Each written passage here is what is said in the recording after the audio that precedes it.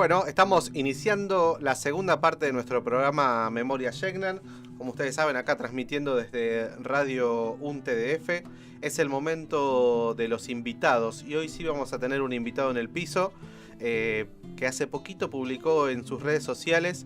Dice, la semana pasada fue presentada en la UBA la ponencia Los Yecnan somos todos, violencia y resistencia, de quien él es el autor, y esto fue realizado en el marco de las jornadas Conflictos y Reemergencias Indígenas, que tuvo lugar los días 16, 17 y 18 de octubre en la Facultad de Filosofía y Letras de la Universidad Nacional de Buenos Aires. ¿Sí? Participaron referentes charrúas de la comunidad Bascadé, Inchalá, provenientes de Uruguay, y jóvenes tehuelches de la comunidad Camusú-Aiqué de Santa Cruz, además de la comunidad Huarpe del territorio Cuyum, junto a notables académicos. Así que es muy importante para nosotros tener acá nuevamente en la mesa de Memoria Yecnan, que le decía yo recién, es la primera vez que repetimos invitado, así que bienvenido Miguel Pantoja a nuestra Memoria Yecnan. ¿Cómo está, Miguel? Hola Esteban, buen día a todos y gracias por la invitación. La verdad que sí, me sorprende venir por segunda vez y ser el primero en eso, así que bueno, buenísimo. Sí, cuando salió publicada la noticia a mí me parecía importante porque era poder darle un poco de continuidad a aquello que habíamos hablado en nuestros primeros programas acerca de lo que se estaba haciendo desde acá, desde ustedes. Así que bueno, empecemos. Contanos de qué se trata ese trabajo primero. Bueno, antes que nada, una pequeñísima corrección que modifica severamente la ponencia, que la ponencia se llama Los Yecnan somos de todos. No somos todos. Es una invitación a reflexionar, de hecho. Es para leerlo a contrapelo y para, bueno, interpretarlo. Es una pequeña frase para pensar. Es Los Yecnan somos de todos, violencia y resistencia, ¿no? Sí. Y bueno, tiene que ver con este trabajo que venimos realizando, con, bueno, leer la historia a contrapelo, de hecho, ¿no? Como dice Walter Benjamin. Y bueno, también hablando del mismo autor, pensarla como, bueno, como escrita por los vencedores. Entonces, nosotros lo que hacemos es, en ese sentido, hacer una lectura a contrapelo y descolonizar. Justamente estas jornadas invitan a, bueno, hablar de conflictos y tensiones que se atraviesan entre básicamente la comunidad académica y las comunidades originarias, y visibilizar ese conflicto que puede ayudarnos a pensar nuestras realidades. Entonces, a mí me pareció interesante la propuesta, sobre todo porque no siempre se nos invita a hablar de estas tensiones, generalmente se evitan, o generalmente son producto de fuertes disidencias y alejamientos. En este sentido, se dio un espacio para justamente visibilizar esos conflictos y tratar de reflexionarlos entre todos. Y bueno, contaba con la presencia de hermanos charrúas, de allí de Uruguay, y con jóvenes tehuelches, ¿no? Porque, como siempre insistimos en decir, nosotros somos pueblos preexistentes, pero también somos pueblos existentes. Claro. Y tanto así como se han pensado los tehuelches como extintos, o los Yecnan, y justamente los charrúas, por eso estábamos los tres pueblos esos reunidos en esas jornadas, se nos invitó a reflexionar sobre esas realidades para comprenderlas, ¿no? Claro, esta cosa que por ahí yo hablaba con vos la vez pasada y que a mí me costó también entender con todos los entrevistados que hemos tenido, ¿no? Esta cuestión de la preexistencia y de la existencia. Sí. En esta lógica de extinción que está sobre muchos pueblos indígenas y sobre el Yecnan muchísimo más, me parece, ¿no? Sí, por supuesto. Yo utilicé una frase en la ponencia donde, bueno, me interesa compartirla para reflexionarla. Yo digo que nosotros fuimos encerrados en libros y que hasta el día de hoy, en este presente, no se nos deja salir. Entonces estamos sujetados a ese pasado. Y bueno, justamente eso los invito a pensar a todos en nuestra presencia, y justamente parafraseando la propuesta que tuvimos el año pasado, que era ver la historia de los Yecnan desde el presente, los invito a realizarlo así, ¿no? No ver la historia como algo estático, sino como algo dinámico, y repensar ciertos conceptos que reproducen una forma de pensar que bueno, ha sido injusta, ¿no? Sobre todo cuando se trataba de los pueblos originarios, ¿no? Hay mucho ocultamiento, invisibilización, que es lo que siempre hemos denunciado, y suele ocultarse el genocidio bajo eufemismos, ¿no? Esto de decir, ahora pasamos un 12 de octubre más, Y bueno, hay mucha la gente que aún sigue pensando que es el Día de la Raza. De hecho, hay lugares donde se celebra todavía como tal. Y siempre esa historia ha sido ocultada, ha sido silenciada, con eufemismos tales como contacto interétnico, encuentro entre dos mundos, claro. Pero se evita hablar de que hubo una violencia sistemática que hasta el día de hoy se reproduce. Entonces nosotros lo que hacemos es pensar eso y bueno, ir desde acá hacia atrás. Claro, claro que sí. Che, Miguel, ¿y cuánto trabajo te tomó o cuánto tiempo demandó esta escritura? Y estuve alrededor de una semana preparando la ponencia. Los tiempos siempre son acotados a la hora de dar ponencias. Regularmente son 20 minutos. Yo ya tuve la experiencia en el Espacio para la Memoria y Derechos Humanos, que es el lugar donde funcionaba la ESMA, ¿no? Que estuve allí el año pasado en el primer Congreso de Historia de la Antropología Argentina. Y bueno, ya había tenido esa experiencia con una primera ponencia ante académicos. Y ahora esta otra es como que la pude limar un poco más. Estuve pensando sobre lo que escribía. Un poco más relajado ya. Más relajado, sí. Y no tanto en realidad, porque a la medida que iba hablando o tratando de pensar sobre estos conflictos que me atraviesan a mí como integrante de un pueblo existente, a la vez que eso sucedía, atravesaba ciertos conflictos en el afuera, ¿no? Y por eso justamente compartí algunas experiencias que he tenido a nivel local, y justamente la intención era pensarlas, ¿no? Era pensarlas y por qué sucedía mi reacción, por qué sucedía la reacción del entorno. Y la verdad que arroja mucha luz hacer ese trabajo de reflexión. Sí, y me imagino que fortalece muchísimo también compartirlo con hermanos de otras comunidades, ¿no? Sí. Que probablemente plantean situaciones similares, ¿o no? ¿O vos pensás que es distinto? ¿Cómo lo viven desde tu perspectiva? ¿Cómo pensás que lo vivieron los tehuelches, los charrúas? ¿Cómo lo están viviendo ellos este proceso? No, mira, sin lugar a dudas tenemos mucha similitud en lo que venimos atravesando, sin lugar a dudas. En las jornadas, que duraron 3 días, que se realizaron en la Facultad de Filosofía y Letras de la Universidad de Buenos Aires, también se proyectó una película que se llama, si no me equivoco, Un País sin Indios o País sin Indios. Los invito a buscarla. Creo que está en la web, se puede ver. Ajá. Que es una película que, bueno, tiene testimonios charrúas y ya es interesante el nombre, ¿no?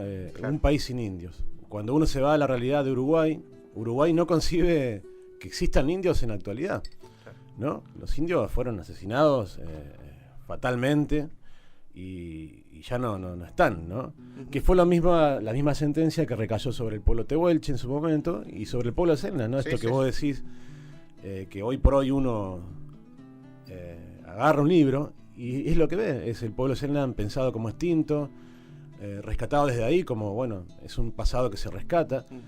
Bueno, mi ponencia invita a pensar sobre esa apropiación, a pensar sobre eso como apropiación y a reflexionar también sobre las prácticas que uno desarrolla en la actualidad. Yo sé que, bueno, cuesta mucho, que indudablemente es un terreno atravesado por tensiones, ¿no?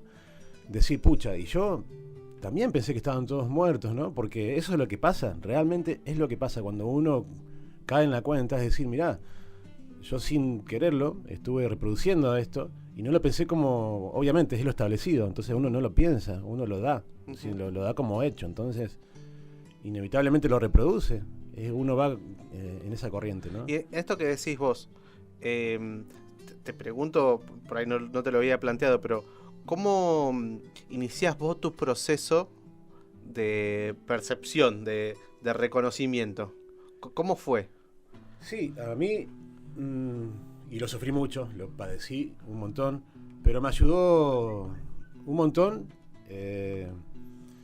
tomar contacto con antropólogos sociales, y ahí juega mucho un papel fundamental Cecilia Gerard, que, bueno, yo siempre fui interesado por la lectura, siempre me gustó la historia y formarme, y bueno, soy muy curioso, de ahí que se suceden mis investigaciones caseras, ¿no? Lo digo yo, no soy un investigador profesional, claro que no, pero bueno, es muy interesante el trabajo que hago desde ahí igual, y los intercambios con Cecilia me han hecho crecer un montón.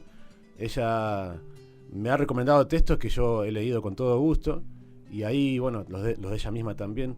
Pero ahí conocí a Hernán Vidal, que justamente el mes que viene nosotros estamos presentando ojalá que sea acá en la universidad, el libro de Hernán, que se llama A través de sus cenizas, es un homenaje a él, que él fue un antropólogo que hizo un trabajo en el Museo Territorial, que hoy conocemos como Museo del Fin del Mundo, y él justamente dijo esto de que nosotros, los pueblos indígenas, en la Isla Grande éramos pensados como un pasado sin presente, ¿no? Y era algo... Una sentencia de muerte. Sí, la verdad que era... No, igual arrojaba mucha luz también esa frase, ¿no? Decir, mirá, los pueblos originarios son sujetos prehistóricos, ¿no? Y en tanto eso no se piensan como pueblos existentes, obviamente, no somos sujetos históricos, ¿no? Y él, por ejemplo, analizaba los nombres de las calles en Ushuaia, tiene un interesante texto que se llama La calle donde tú vives, si no me equivoco. Ajá.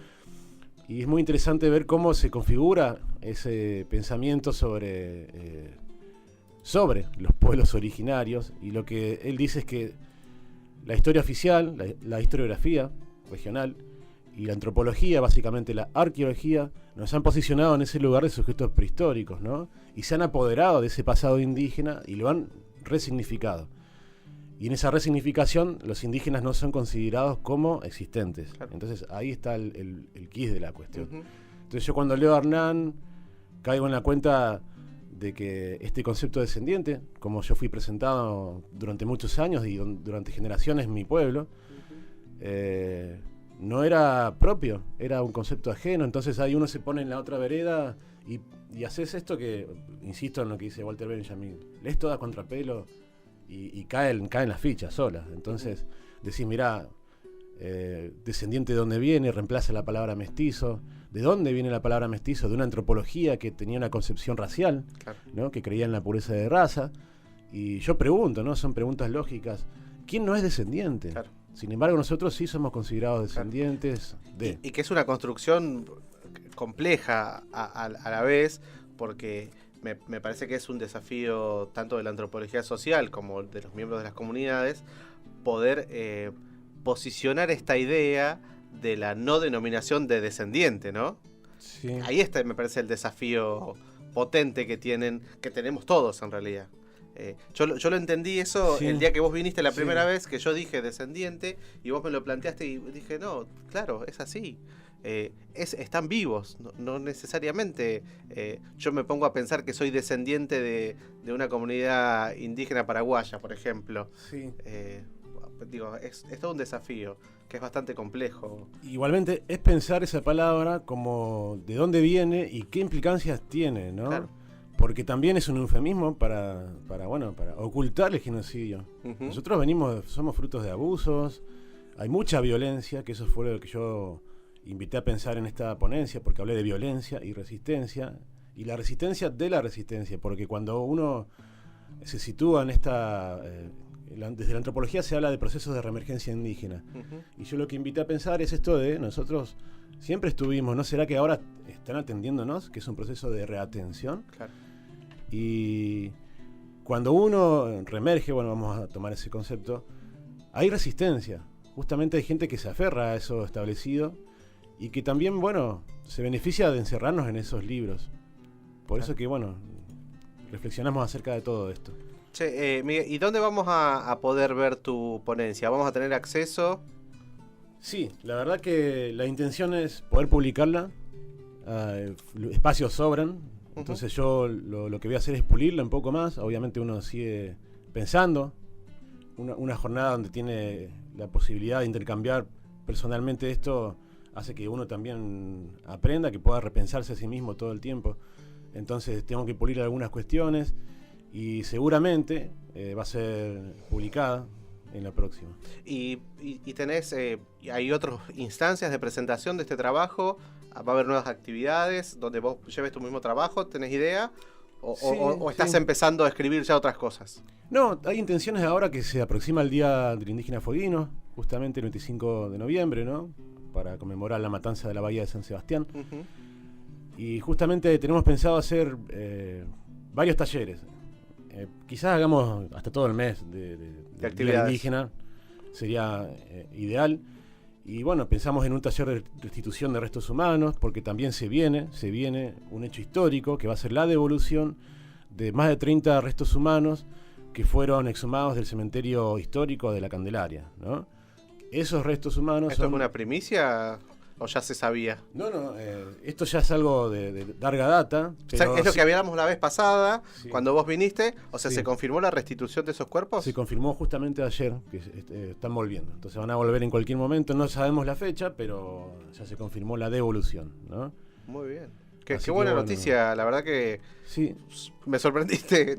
No esperaba buena, escucharlo. Es buena, pero también triste, porque el proceso tuvo muchas irregularidades. Bueno, lo importante Sí. en todo caso es que estén volviendo. Sí. Y que ustedes puedan otra vez tenerlo cerca a estos cuerpos que han sido sacados hace ya tantos años y que lo hablábamos la vez pasada, ¿no? Como los estados, las interferencias hicieron de que se enmarañase todo este asunto y que ustedes tuviesen que reclamar en tantos lugares por la restitución de estos cuerpos, ¿no? Sí, Y en el caso de la restitución, ¿a dónde los colocarían? ¿Ya se definió o todavía no? Sí, el proceso tiene una forma de ser, ¿no? Esos restos fueron entregados por el Estado provincial en préstamo a un grupo de arqueólogos que, bueno, está dirigido por el doctor Ricardo Guichón, que es el responsable directo del Laboratorio de Ecología Evolutiva Humana, que básicamente se conforman por científicos del CONICET, ¿no? Entonces ellos le devuelven al Estado y el Estado le devuelve a la comunidad. Ese es el proceso. Ese es el proceso. Y la comunidad es la que decide qué hace con esos restos, ¿no? Claro. Que bueno, esperemos que todos podamos estar unidos en esto y decidir volverlos a la tierra, ¿no? Devolverlos a la tierra. ¿Pero sería en el lugar del cementerio histórico o eso es una definición de la comunidad? Eso lo vamos a definir en los próximos días y bueno, también tenemos nuestro territorio ahí frente a la comunidad de Tolve. Claro, entonces, por eso. Sí. Pensaba en eso también, ¿no? Sí, eso es una decisión que bueno, todavía resta unar criterios y bueno, ya seguramente vamos a tener preparada esa decisión para cuando los restos estén en regreso. Muy bueno, che. ¿Y qué otras actividades tienen planeadas para esta cuestión del indígena fueguino? Y como siempre realizamos una especie de varieté, ¿no? Invitamos siempre a los músicos, a poetas, tenemos proyecciones y siempre es una jornada que aprovechamos para reflexionar acerca del genocidio y sus consecuencias en la actualidad. Así que hay etapas de reflexividad, digamos, vamos a tener quizás una película, un debate sobre esa película. Es un poco de todo, todavía no le damos dado forma, pero por lo general siempre suelen ser así, nuestros días del indígena fueguino. Y son días para invitar a la reflexión, ¿no? Entonces, de a poco vamos a ir confirmando quiénes van a estar presentes, quiénes van a participar, y seguramente vamos a estar publicando en nuestros sitios sociales, ¿no? Está bien, bien. ¿Y algo más que nos quieras contar de tu visita a Buenos Aires? Sí, la verdad que sí. De decir, antes que nada, que bueno, estoy muy agradecido con Cecilia, pero también con la doctora Mariela Eva Rodríguez, quien hizo posible las jornadas y quien fue la responsable directa, quien las organizó, y quien tuvo esas muy interesantes ocurrencias de invitar a hermanos charrúas y hacerlos venir desde allá. Entonces... y que vos puedas llegar desde acá, porque sí, de última de Uruguay a Buenos Aires es un viaje más sencillo, y ir desde acá... Sí, no, por suerte los gastos los asumieron ellos, entonces yo como que fui súper feliz también, claro, ¿no? Porque también el espacio... Era un espacio interesante. Siempre es bueno estar ahí en Buenos Aires y poder difundir lo nuestro allá. Y sobre todo me marcó mucho esto de que fue la primera vez que yo ingresaba a una de las facultades de la Universidad de Buenos Aires. Y pensarme entrando allí como un Selnan y dije, mirá, está entrando un Selnan a la UBA para dar una ponencia y demostrar que estamos vivos, porque no soy solamente yo. Somos, en el padrón comunitario figuramos más de 600 personas. Yo siempre digo, y creo que somos alrededor de 1000, que quizás hay gente que no está empadronada o que no está identificada como del pueblo. También está un proceso de esos para hablar también un montón. Pero siempre hablo que somos un montón y que cada uno tiene sus particularidades, pero estamos todos en la misma y luchando por el pueblo y por esa reparación histórica que tanto nos hace falta, ¿no? Está muy bien, está muy bien. Bueno, Miguel, te agradezco tu visita, se nos ha pasado el tiempo volando. Estoy muy contento que ustedes hayan podido ir a hacer esta muestra y que está buenísimo poner a nuestro pueblo Shetland también en un lugar de reconocimiento y de salir de este proceso que vos hablás también de invisibilización. Y ojalá que podamos tener acceso a tu ponencia, así la podemos compartir, leerla y estudiarla en algún momento, porque me parece a mí que lo importante de todas estas producciones es poder que lleguen a todos lados, ¿no? Que no se queden en la UBA solamente en este caso, sino que salgan a los institutos de formación docente, que salgan a las escuelas, para ver qué es lo que dice la comunidad Shengnan hoy en día, ¿no? Sí, por supuesto que va a ser publicada en algún momento y bueno, te voy a avisar cuando eso suceda, para vos y para toda la gente. Y bueno, siempre agradecido por tu invitación y gracias a los oyentes, ¿no? Y bueno, también es importante que yo esté acá en la radio de la Universidad Nacional de Tierra del Fuego, ¿no? Que me parece súper interesante y que abran esta propuesta para nosotros y que estén comenzando a ver que nuestro laburo es súper esencial, que es muy importante, y yo te agradezco por eso. Bueno, muchas gracias. Estábamos con Miguel Pantoja, integrante de la comunidad indígena Rafael Aishton. Vamos a un corte.